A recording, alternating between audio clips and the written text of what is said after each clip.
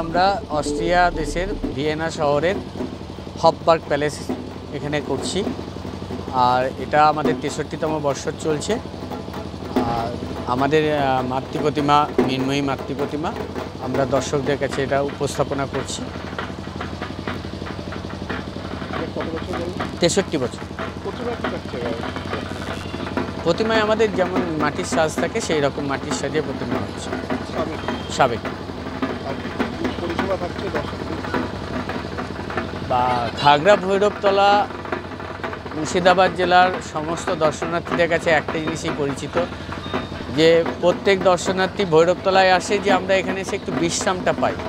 এটা হলো সবচেয়ে বড় ব্যাপার। আমাদের মতো এই রকম জায়গা অন্য কোথাও নেই, এবং এখানে এসে মানুষ কিছুক্ষণ বিশ্রাম নেয়, আমাদের মাতৃ প্রতিমা দর্শন করে, আমাদের প্যান্ডেল দর্শন করে, তারপরেও তারা এখানে আধ ঘন্টা ১ ঘন্টা নিজেদের ঘরোয়া পরিবেশের মতো করে একটু বিশ্রাম নেয়। এবং এখানে তারা এসে অনেক সময় দেখা যায় যে তারা তাদের পুরনো বন্ধু বান্ধব বা কোনো আত্মীয় স্বজন, হয়তো কেউ হয়তো থাকছে জঙ্গিপুরে, কেউ হয়তো থাকছে জলঙ্গি, তাদের হয়তো এখানে এসে দেখা হয়ে গেল।